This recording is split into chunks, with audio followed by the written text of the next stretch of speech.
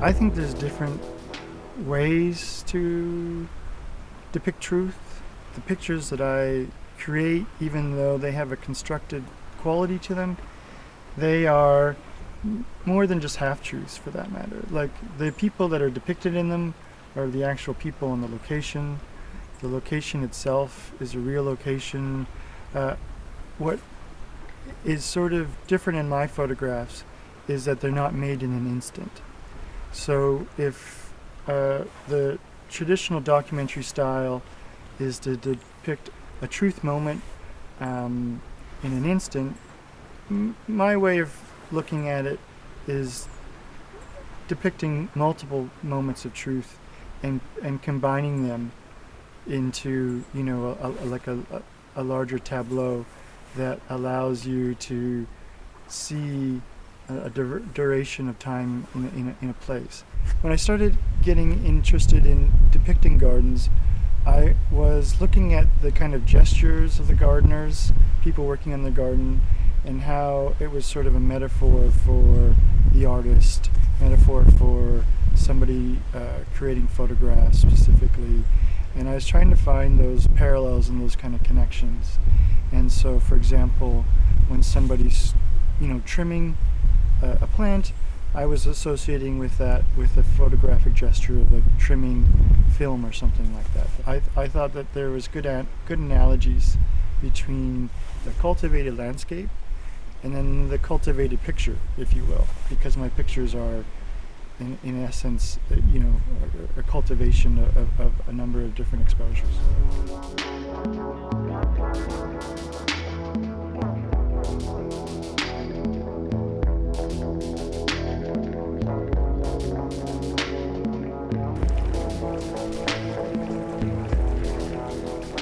It's interesting, as I'm now exploring the idea of film and editing film, how I have been trying to do certain kinds of things that I've taken for granted in terms of editing photography, and how in a way it's difficult to do that with film, because with film you can only edit one frame to the next frame, and with photography you can edit half of one frame with the other half of another, so you're able to combine different elements into the image in a way that's not possible with film. This work will be a horizontal scene that sort of pans across the water and sort of traces the you know, the movement of the sun over the period of the day, and it'll be similar to Shattered Glass, where there was the light box that contained the still of the scene, and then there was the video that traces essentially the same still shot through, you know, a sort of durational aspect of video. So, you know, it goes back to some of my early video work where I was comparing, you know, like photographs that are moving, in the sense that the video is capturing sort of photographs over a period of time, like in the durational aspect, the durational qualities of them, and they were always being displayed on like a monitor, like a television, a flat screen at that time. And then I would have a still photograph of sort of the same subject, and it would be an opaque print that's framed on the wall.